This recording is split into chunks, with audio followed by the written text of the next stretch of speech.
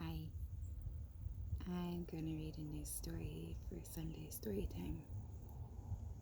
And I'm here at Silver Lake in Washington. And it's a beautiful day.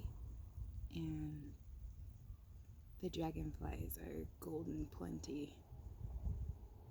Beautiful blue ones, green ones, all the ones.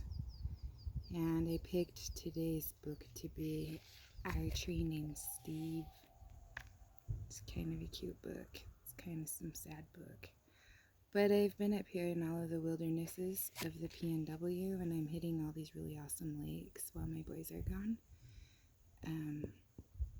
for the summer. And this one's one that we come to paddleboard and swim in all the time. So when they get back, we'll be up here for sure. I'll read another story. Our Tree Named Steve by Alan Zwiebel and illustrated by David Catrow. Dear kids, a long time ago, when you were little, Mom and I took you to where we wanted to build a house for us to live in. But in order to build there, men had to come and clear the land. Remember, there was one tree, however, that the three of you couldn't stop staring at. Adam thought it was crying, Lindsay said it looked nervous, and Sari, who was only 2 years old, couldn't pronounce the word tree and called it Steve. I love you, Steve, she kept saying, and then Adam and Lindsay started saying it, and before too long, Mom and I got the hint and asked the builder to please save Steve. The day we moved in, Steve was there to greet us.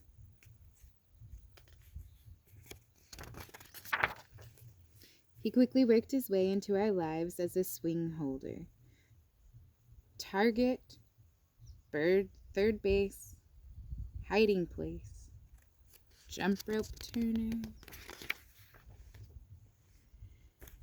And whenever our dryer broke down, he held our underwear with pride.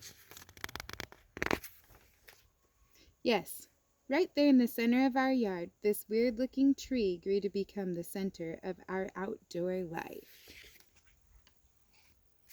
Though all of our barbecues, campouts, and dance parties. Or when Adam and Lindsay started getting crushes on the Simon kids next door. Steve adjusted to our every need. And it wasn't always easy.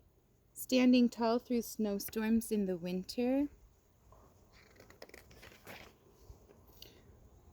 or when Uncle Chester napped in the hammock, couldn't possibly have been fun.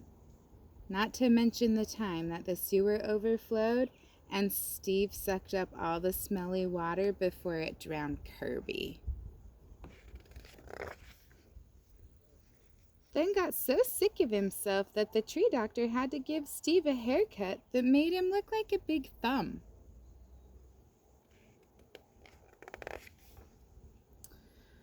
Through the years, Mom and I have tried to show you, in a world filled with strangers, the peace that comes with having things you can count on and a safe place to return to after a hard day or a long trip.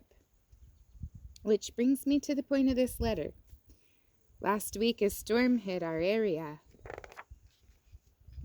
And though we spread Steve's life a long time ago, this time we couldn't save him.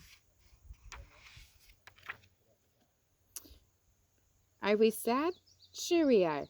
But even in his final moments, when he could have fallen on our house, Sari's swings, Kirby's house, or Mom's garden, Steve performed his last trick and protected all of us to the very end.